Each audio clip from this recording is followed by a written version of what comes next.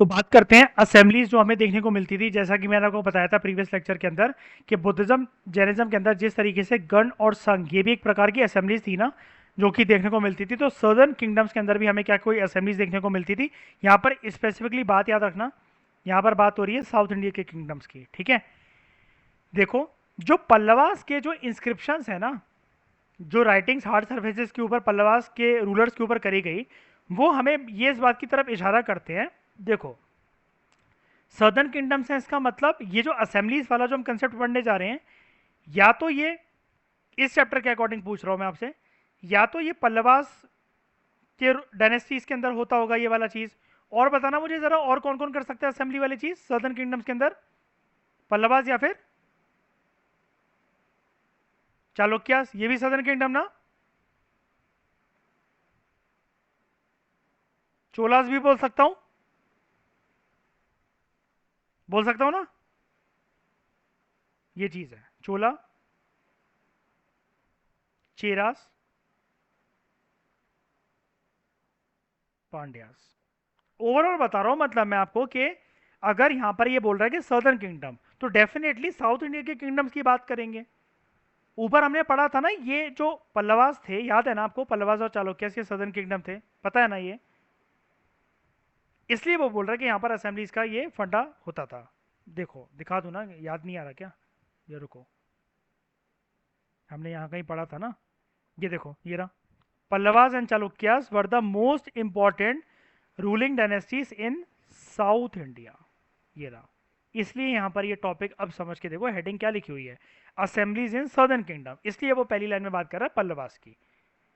तो ये जो है, दीज इंक्लूडिंग, दीज इंक्लूडेड सभा, यहाँ पर सभा होती थी। ठीक है, क्या था सभा? ये एक मीटिंग ऑर्गेनाइजेशन था एक तरीके से ब्राह्मण लैंड ओनर्स का। ब्राह्मण लैंड ओनर्स का एक मीटिंग ऑर्गेनाइजेशन थी। ठीक है, इस असेंबली, ये जो असेंबली थी, ये फंक्शन कैसे करती थी? Is it use to function through sub committee. बड़ी सारी छोटी छोटी कमिटीज बनाई जाती थी, जिसका काम होता था ये देखना, इरिगेशन वर्क कैसे होगा, एग्रीकल्चरल ऑपरेशंस कैसे करे जाएंगे, खेती बाड़ी मतलब और ज़्यादा उसकी प्रोडक्टिविटी कैसे करी जा सकती है, इंफ्रास्ट्रक्चर डेवलपमेंट लाइक रोड्स वगैरह कैसे बनेंगे, रिलीजियस डेवलपमेंट लाइक आसपास के टेम्पल किस तरीके से उनके अंदर जो स्ट्रक्चर्स होते हैं लाइक गर्भगृह, मंडप, ये सब कैसे डेवलप करा जाएगा। ये मतलब मंदिरों के स्ट्रक्चर्स के नाम होते हैं। आप क्योंकि साउथ इंडिया के नाम है तो मैं इसलिए वो बोल रहा हूँ। जैसे गेटवे है किसी मंदिर का, जिसको हम लोग क्या बोलते हैं, मेडिवल इंडिया के टाइम पर क्या बोलते हैं बड़े बड़े गेटवे को? आशिमा लंगर था, आपने तो मेडिवल कर रखी है, क्या बोलते हैं? गोपुरम्स। ठीक है, तो ये सब कैसे डेवलपमेंट हो गई, ये इनका काम होता था कमेटी का। वही चीज़ है, मतलब डिस्कशन हो रही है और क्या, कुछ इंपॉर्टेंट चीज़ तो है नहीं। ठीक है, अब देखो, एक फेमस विलेज असेंबलीज जो कि हमें यहाँ पर देखने को मिलती है, ये था उर। क्या बोलते हैं उसको? उर। उर एक ना विलेज असेंबली थी, जो कि हमें उस एरियाज में देखने को मिलती है जहां पर लैंड ओनर्स ना, जहां पर लैंड ओनर्स ब्राह्मण लोग नहीं हुआ करते थे। ये चीज याद रखना। नॉर्मल असेंबली, ऊपर हमने क्या देखा, ये देखो, असेंबली ऑफ ब्राह्मण लैंड ओनर्स, इसलिए मैंने मार्क करा था इसको। वो नॉर्मल सभाएं होती थी। लेकिन जब आपको आ जाए उर क्या है, आप बोलना उर भी एक सभा है, उर भी एक असेंबली है। लेकिन यहां पर ऐसे लैंड ओनर्स हैं, ऊपर वाले केस में क्या था नॉर्मल असेंबलीज में, ऐसे लैंड ओनर्स जो कि ब्राह्मण है।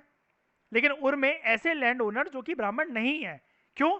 ताकि यहां पर ना किसी के ना वर्चस्व ना रहे, कोई ना एक हेजिमनिक पावर ना रहे। उर में एक विलेज असेंबली जहां पर ना डिसीजन मेकर ऐसे ना रहे कि जो वर्ण सिस्टम के अंदर टॉप क्लास के लोग हैं, ऑब्वियसली बात है ब्राह्मण, कि वो डिसीजन मेकर यहाँ पर बने। और एक और चीज होती थी, एक और असेंबली होती थी उर के अलावा, नगरम। नगरम एक ऐसा ऑर्गेनाइजेशन था जिसमें सिर्फ और सिर्फ मर्चेंट्स होते थे। ठीक है, अब ये बहुत लाइकली है, राइटर ऐसा कह रहे हैं कि ये बहुत संभाव, मतलब ये संभावना है, काफी हाई प्रोबेबिलिटी है इस चीज की, कि इन असेंबलीज को कंट्रोल करा जाता था। किसकी बात हो रही है? नगरम वाली की बात हो रही है। रिच और पावरफुल लैंड ओनर्स और मर्चेंट्स के द्वारा। ठीक है, बड़ी सारी ये जो लोकल असेंबलीज थी बहुत सारी सेंचुरीज तक कंटिन्यू करती रही। इसका मतलब क्या है? इन असेंबलीज से हमें, छोटा सा टॉपिक है लेकिन वो यही सिखाना चाह रहे हैं हमें, कि मासेस, बहुत सारे लोगों के लिए कॉमन डिसीजन मेकर्स की यहाँ पर जरूरत थी। कॉमन डिसीजन मेकर्स की यहाँ पे हमें जरूरत थी। कुछ डिसीजन मेकर्स ऐसे थे जो कि वर्ण सिस्टम के अंदर टॉप लेटर पे आते थे, लेकिन कुछ डिसीजन मेकर्स को अवॉइड करा गया साउथ इंडिया में कि वो वर्ण सिस्टम के अकॉर्डिंग नहीं, ऐसा नहीं कि ब्राह्मण वगैरह हो, बल्कि वहां पर कंसेप्ट फॉलो होना चाहिए इगैलिटेरियनिज्म का, कि सारे लोग वहां पर डिसीजन मेकर जो हों वो इक्वल स्टेटस, इक्वल कम्युनिटी के हों, कोई ऊंच नीच का भेदभाव ना हो। ठीक है, अब ऑर्डिनरी लोगों की बात करें किंगडम के अंदर तो वो कौन कौन थे? हमें बड़े सारे ऑर्डिनरी लोग यहाँ पर देखने को मिलते हैं जिनके बारे में हमें इतिहास में पता लगता है। कुछ जो फेमस प्लेस लिखे गए या दूसरे के ट्रैवलर के अकाउंट या किसी भी राजा वगैरह के अकाउंट, ऑर्डिनरी लोगों के बारे में हमें पता लगता है। जैसे, अब ध्यान से सुनना, कालिदास।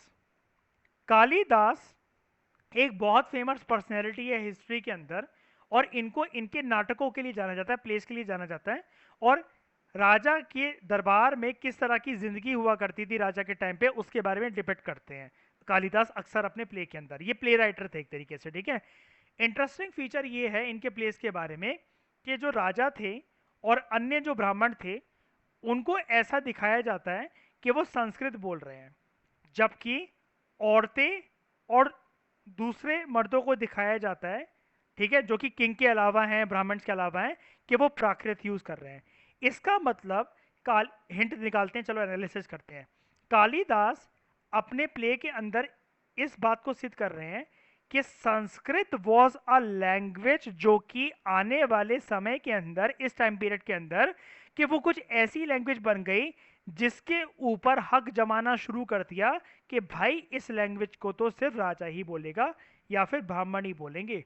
ऑर्डिनरी मैन और विमेन को, ऑर्डिनरी मैन और विमेन को बोलनी पड़ेगी लैंग्वेज ऑफ प्राकृत। कि लैंग्वेज के ऊपर भी एक तरीके से, यहां पर देख रहे हो, लैंग्वेज के ऊपर भी एक तरीके से यहां पर एक्सक्लूसिवनेस एक्सरसाइज करी जा रही है। एक्सक्लूसिवनेस, कि ये भाई अगर आपके पास स्टेटस है, किस चीज की एक्सक्लूसिवनेस, कि यार जब कोई पर्सन अगर राजा है या ब्राह्मण है सिर्फ तभी वो संस्कृत का प्रयोग कर सकता है, अदरवाइज नॉर्मल मर्द और औरतों के लिए, मतलब सिटीजन्स के लिए, the language which is to be used was Prakrit during this time. Kalidas इस चीज को बहुत अच्छे से हाईलाइट करता है अपने प्ले के अंदर। इसका एक ऐसा फेमस प्ले है भी जिसका नाम था अभिजान शकुंतलम। ये देखो, अभिजान शकुंतलम, ये एक स्टोरी है, ये एक स्टोरी है, लव स्टोरी है एक राजा की जिसका नाम था दुष्यंत, और एक सुंदर सी यंग सी लेडी की जिसका नाम था शकुंतला। ठीक है, हमें यहां पर इस प्ले के अंदर, इस स्टोरी के अंदर कंडीशन देखने को मिलती है जिसको हाईलाइट करा गया इस प्ले के अंदर कालिदास के द्वारा, एक गरीब मछुआरे की, फिशरमैन की, एक पुअर फिशरमैन की इस प्ले के अंदर।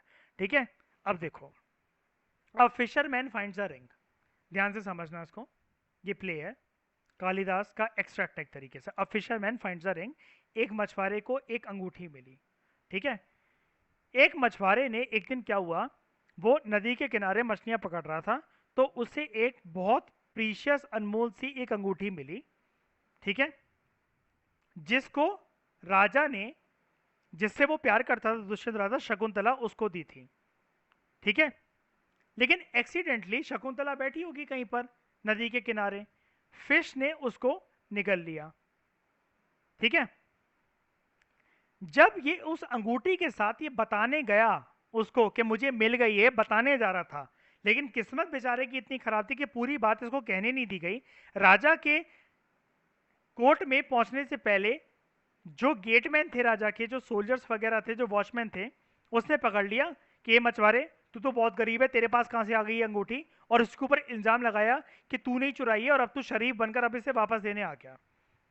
जो चीफ पुलिस ऑफिसर था वो बहुत ही ज्यादा रूड था और उसके ऊपर इल्जाम लगाया चोरी का कि चल तेरे को तो राजा के सामने प्रस्तुत करेंगे कि तूने चोरी करी है उनकी लवर की रिंग, शकुंतला की रिंग।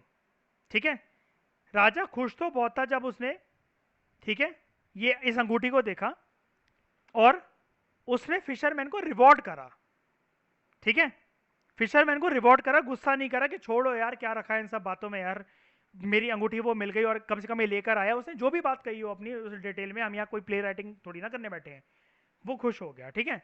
अब देखना, जो लोग उसके साथ रूड थे, एक्यूज कर रहे थे कि तूने चोरी करी, ये करी है, वो करी है, अब पुलिस ऑफिसर ये कहता है उससे कि देखो मैं ही तुम्हें तो लेकर गया था अंदर तक, ठीक है, ये नहीं देख रहा वो कि इल्जाम लगाया उसने, तू फंसवाना चाह रहा था वो करके, पुलिस ऑफिसर कहता है। और जो गेटमैन थे जो कि उसको ये कहते हैं कि तूने चोरी करी है, तूने ये करा है, वो करा है, हम राजा को बताएंगे, तेरे राजा तेरे को मृत्यु दंड देंगे, ठीक है। अब वो कहते हैं जो तुम्हें रिवॉर्ड मिला है, सोने के सिक्के, अशरफियां, मोहरे जो भी मिली हैं, तुम उसका शेयर हमारे हमारे साथ बांटो, ठीक है। और फिशरमैन की अब इंपॉर्टेंस बढ़ जाती है।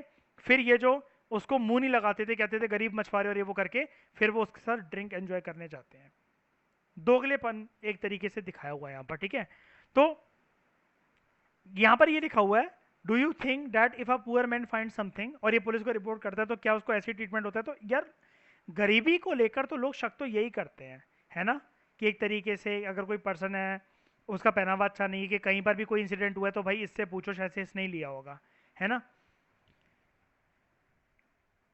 और यहाँ पर एक चीज़ रखना, ऑर्डनरी लोगों के लिए जो लैंग्वेज यूज़ होती थी वो थी प्राकृत, जैसा कि मैंने आपको ऊपर बताया।